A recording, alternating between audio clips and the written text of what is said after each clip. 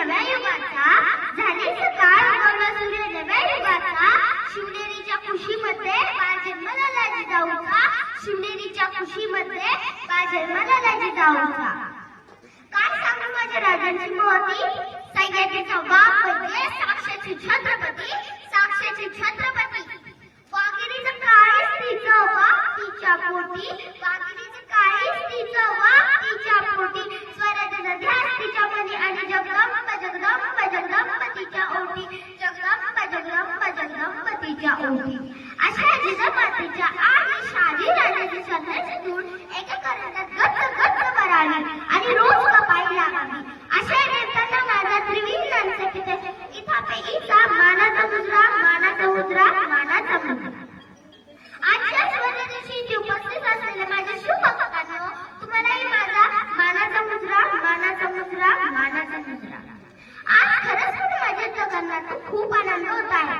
350 वर्ष पूर्वीही होऊन द्या.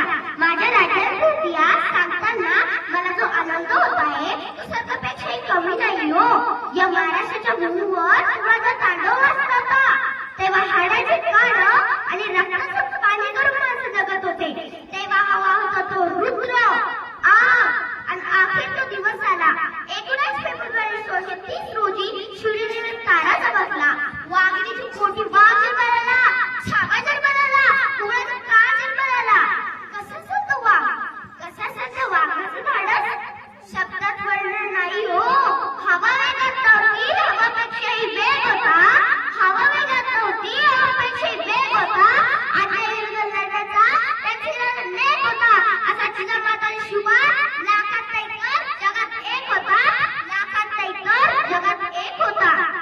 शिवबाच्या काळात स्त्रियांना नाही भेटायचे, पण आपण फक्त आपल्या रोजचे प्रकरण बघायला भेटत आहे. आमच्यासारखे चिमुकल्यांना जगायचं कसं हो? आमचे राजे असते ना, आम्हाला नक्की नाही भेटला असता. त्यामुळे पुन्हा पुन्हा म्हणते राजे जन्माला या, राजे जन्माला या. गरज आहे तुमची महाराष्ट्राच्या मातीला, राजे जन्माला या. गरज आहे तुमची महाराष्ट्राच्या मातीला. तेला बाजू किंमत नाही तर सभेतील वातीला, तेला बाजू किंमत नाही तर सभेतील वातीला, पाने बाजू किंमत नाही तर सभेतील वातीला, धारे बाजू किंमत नाही तर तलवारीच्या पातेला.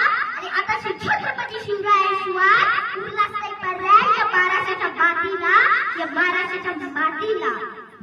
कोणी जर विचारलं कोणाच्या देशातून आलाय तर उत्तर आलं पाहिजे. ज्यांनी मरणाला जगायला शिकवलं, मरणाला सुद्धा जाणवलं, त्याने छत्रपती शिवरायांच्या आणि संभाजी महाराजांच्या देशातून आलं.